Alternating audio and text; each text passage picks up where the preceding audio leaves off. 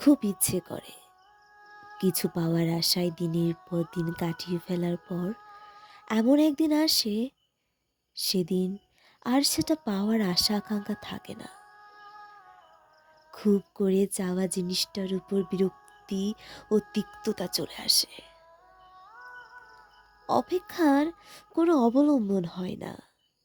অপেক্ষার দিন ফুরিয়ে যাওয়ার পরেও যদি অপেক্ষায় থাকাটা ব্যর্থ প্রমাণিত হয়,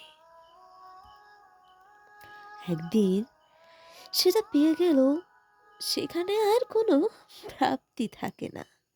তখন মনে হয় আর না পেলেও চলতো।